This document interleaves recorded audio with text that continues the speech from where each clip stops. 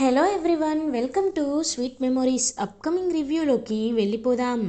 జగదాత్రి కేదార్ కేడీగా వచ్చి అవినాష్ని వాళ్ళ నాన్నని ఒక ఆట ఆడుకుంటారు. కానీ ఆ అవినాష్ మాత్రం ఇంకా అంటే ఇంకా కన్నింగ్గా కీర్తి పాపని కిడ్నాప్ చేస్తాడు. కేడి, మీరు మా ఇంటికి వస్తారని నేను ముందే గెస్ చేశా. అందుకే కీర్తి పాపని కిడ్నాప్ చేశా. కావాలంటే కౌశిక్కి కాల్ చేసి అడుగు అనేసరికి కౌశిక్కి కాల్ చేస్తుంది జేడి. కౌశికి, జేడి మీరేనా కాల్ చేశారు? ఒక 5 నిమిషాల క్రితమే కీర్తిని కీర్తిని ఎవరో కిడ్నాప్ చేశారు అని చెప్పడంతో ఒక్కసారిగా జేడి షాక్ అయిపోతుంది. ఇంకా అవినాష్ అయితే నవ్వుకుంటూ ఉంటాడు. ఇంకదంతా చూస్తూ అసలు ఏం జరిగింది కౌశికి గారు అని అడుగుతారు. నేను కీర్తి పాప ఇద్దరం కలిసి బయటికి వెళ్ళాం. అప్పుడే కీర్తికి ఐస్ క్రీమ్ కొనిస్తాను అని నేను కిందకి దిగాను. ఆలోపు కార్ డ్రైవర్ని కొట్టి కార్తో సహా తీసుకొని వెళ్ళిపోయారు అని పాపం ఏడుస్తూ ఉంటారు కౌశికి. మీరేమీ కంగారు పడకండి, ఖచ్చితంగా మీ ఇంట్లో గంటలో పాప ఉంటుంది, మీరేమి కంగారు పడకండి అని ఇంకా అలా ధైర్యం చెప్తారు జేడి. వెంటనే అవినాష్, ఏంటి జేడి, ఇందాక కనబడిన రోషం పౌరుషం ఇప్పుడు నీ కళ్ళలో కనిపించట్లేదు? ఎప్పుడు భయం చూడని కళ్ళు ఈరోజు భయం చూస్తున్నట్టున్నారు అని అంటారు. ఇంకా అలా చూస్తూ ఉండిపోతుందన్నమాట జేడి. రేయ్, కీర్తిని వదిలే, కీర్తి మాకు కావాలంటే ఏం చేయాలో చెప్పు అని అంటారు. అది కేడి కరెక్ట్ పాయింట్కి వచ్చాడు.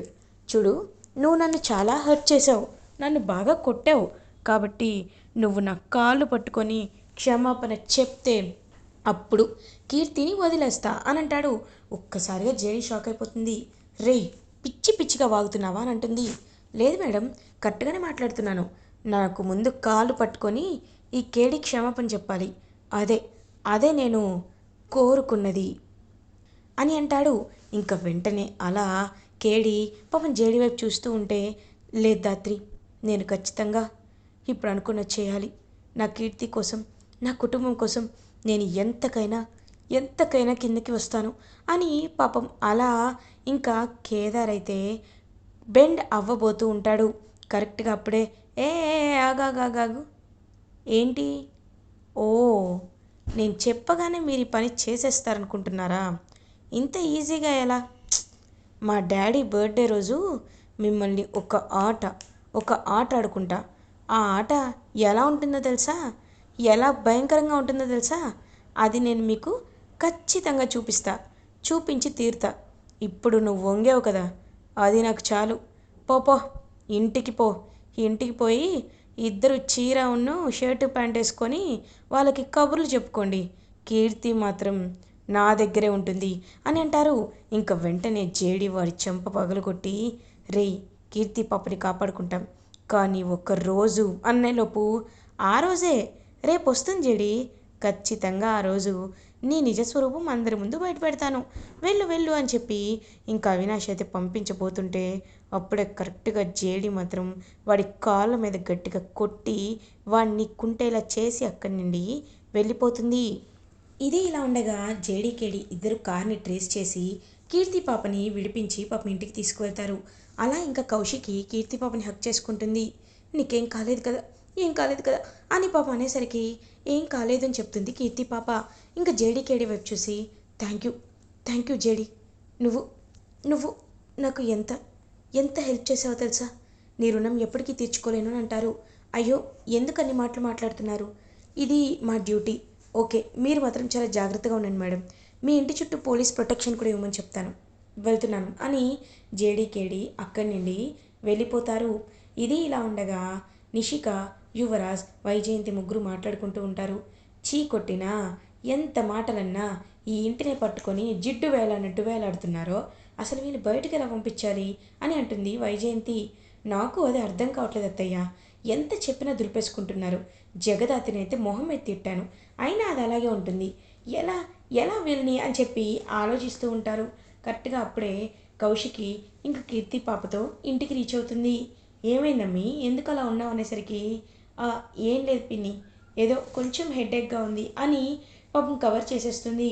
మళ్ళీ పాపను ఎవరో కిడ్నాప్ చేశారంటే ఖచ్చితంగా వీళ్ళు జగదాత్రి కేదాన్ని ఇంట్లో ఉండనివ్వరు, అందుకే ఈ విషయం చెప్పకూడదు అని మనసు లోపలే దాచిపెట్టేసుకుంటారు కౌశికి.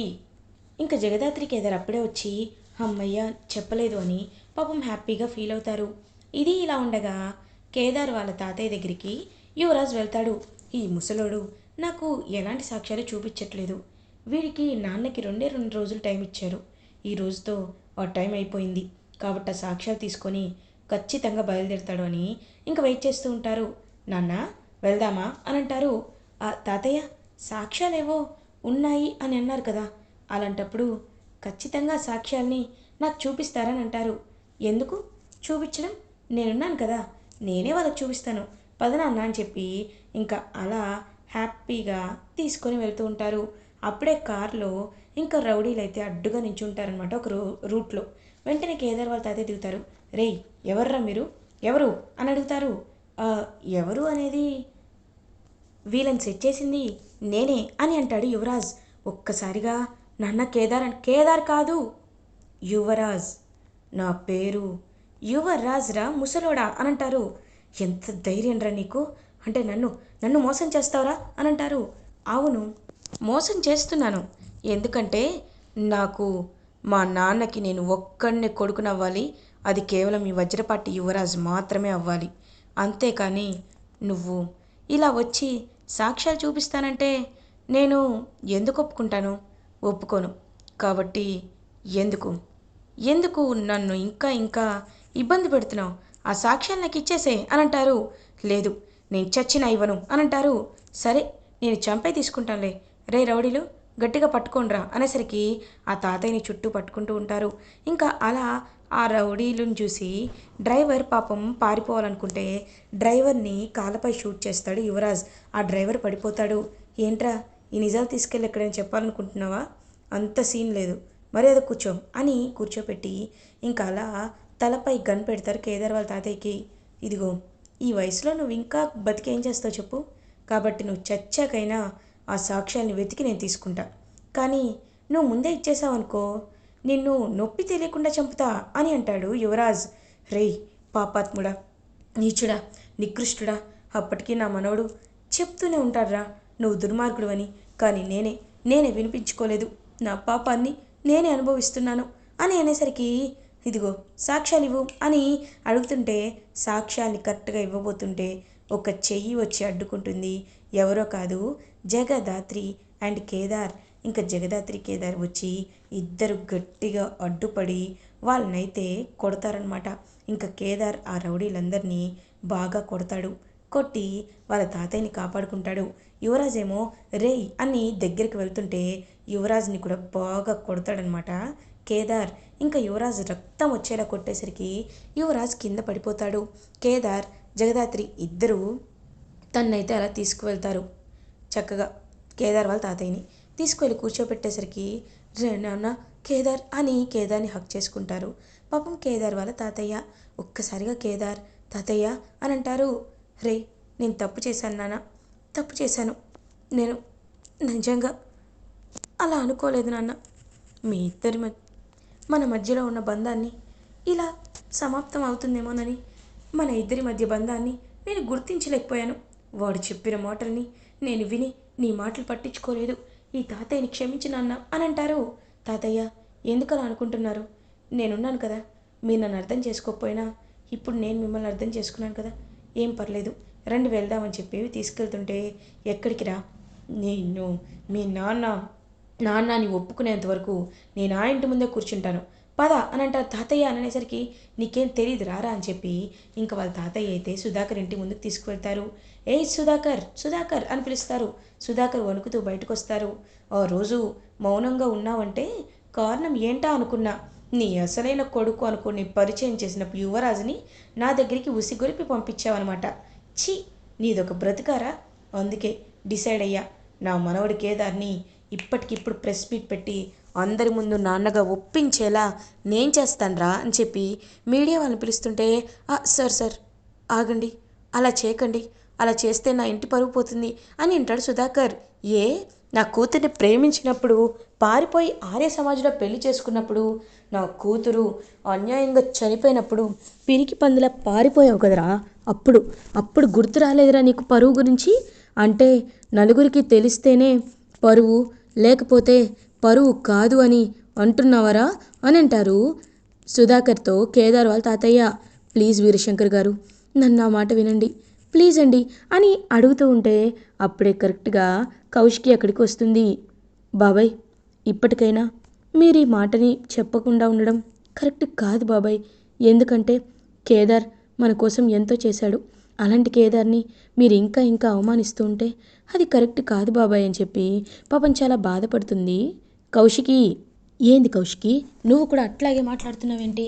ఖచ్చితంగా వీళ్ళిద్దరినీ నేను మెడపట్టుకుని ఇప్పుడే బయటికి గెంటేస్తా అని చెప్పి వైజయంతి గెంటేలోపు ఇంక వెంటనే కేదార్ వాళ్ళ తాతయ్య, ఉండవమ్మా, ఏంటి ఏంటి గెంటేసేది? అయినా నేను నీకు ఒక విషయం చెప్పాలనుకుంటున్నాను. సరే, మీరు ఎలాగో ఒప్పుకోవట్లేదు కదా, డిఎన్ఏ టెస్ట్ చేయించి అప్పుడైనా ఖచ్చితంగా ఒప్పించేలా చేస్తాను. నా దగ్గర ఆ రోజు సుహాసినినే సుధాకర్ భార్య అనే ఒక పెద్ద సాక్ష్యం ఉంది.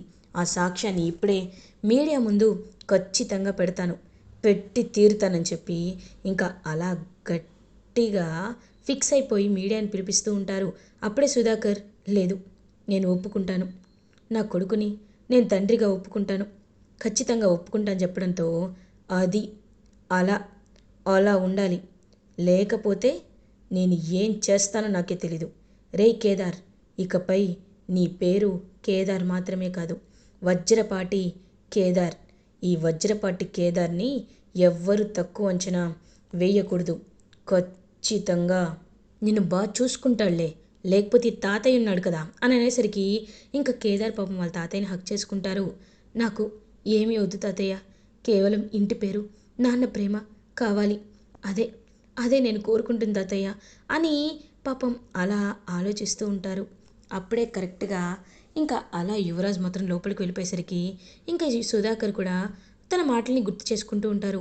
నువ్వు ఒక ఆఫ్టర్ ఆల్ గాడివి, నువ్వు ముందు వెనుక ఎవరూ లేనివాడివి అని కేదార్ని పాయింట్అవుట్ చేసి మాట్లాడిన మాటల్ని గుర్తు చేసుకొని పాపం చాలా అంటే చాలా బాధపడతారు సుధాకర్. ఇంకా అలా జగదాత్రి కేదార్ ఇద్దరు ఉన్నప్పుడు కేదార్ దగ్గరికి వస్తారు సుధాకర్. వచ్చి నీతో మాట్లాడాలి కేదార్ అని అంటారు. చెప్పండి నాన్న అని అంటారు. వెంటనే హక్ చేసుకుంటారు. నాన్న, నన్ను క్షమించి కేదార్, చిన్నప్పటి నుండి నేను నీకు ఏమీ ఇవ్వలేకపోయాను, కానీ ఒక్కటి మాత్రం నిజం, నిన్ను ఎవరు ఏ మాట అనకుండా నేను చూసుకుంటాను. ఇది ఆయన చెప్పారని కాదు, నేను మనస్ఫూర్తిగా చెప్తున్నాను అని ఇంకా అలా చెప్పేసరికి పాపం కేదార్ చాలా అంటే చాలా హ్యాపీగా ఫీల్ అవుతారు. ఇది ఇలా ఉండగా కొన్ని డేస్ పాస్ అవుతాయి. జగదాత్రి కేదార్ జేడీకేడీగా మినిస్టర్ రాయుడు బర్త్డే పార్టీకి అయితే సెక్యూరిటీ ఇవ్వడానికి బయలుదేరుతారు. కరెక్ట్గా అదే టైంకి మీనన్ని ఆ మినిస్టర్ పిలిపిస్తాడు ఇంటికి. పిలిపించి, నీకు ఈరోజు జేడీ అసలు స్వరూపాన్ని చూపించాలి అని అనుకుంటున్నాను, దానికి నువ్వు నాకు ఎంత ఇస్తావు అని అడుగుతారు. ఏంటి, జేడీ జేడీ ఎవరు నీకు తెలుసా అని అడుగుతారు. నాకు తెలీదు, కానీ నా కొడుకుకు తెలుసు, వాడికి తెలిస్తే నాకు తెలిసినట్టే, కాబట్టి చెప్పు, ఎంత ఇస్తావు అని అడుగుతారు. నీకు ఎంత కావాలంటే అంత ఇస్తాను, చెప్పు ఏం కావాలి అని అడుగుతారు. నేను సీఎం అవ్వాలి, నన్ను చేస్తావా అని అంటారు. ఖచ్చితంగా చేస్తాను, నాకు జేడీ ఎలా ఉండాలో చెప్పాలి అని అంటారు.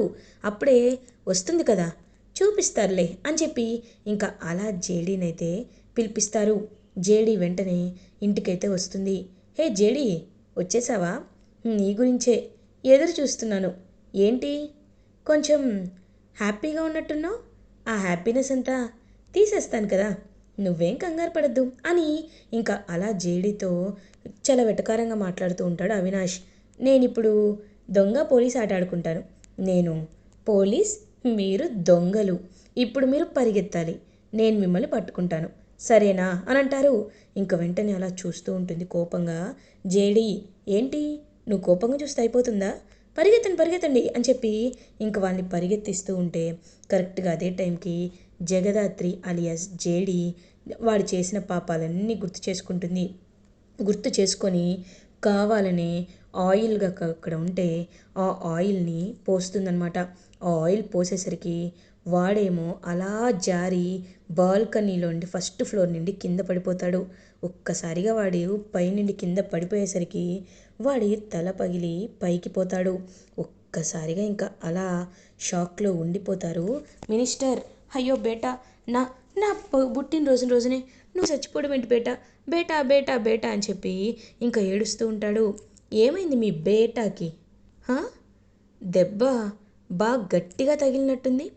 ఆడవాళ్ళ జోలికి వస్తే ఎలా ఉంటుందో ఇప్పటికైనా అర్థం అయ్యుంటుంది వీడికి అని చాలా కోపంగా అవినాష్ని అతి దారుణంగా చంపేసి అక్కడి నుండి వెళ్ళిపోతారు Jagadhatri alias JD and KD. ఇలా ఎపిసోడ్ ఎండ్ అవుతుంది. ఫర్దర్ ఎపిసోడ్ రివ్యూస్ ముందుగా మీకు కావాలి అనుకుంటే మా ఛానల్ని సబ్స్క్రైబ్ చేసుకోండి. Thanks for watching.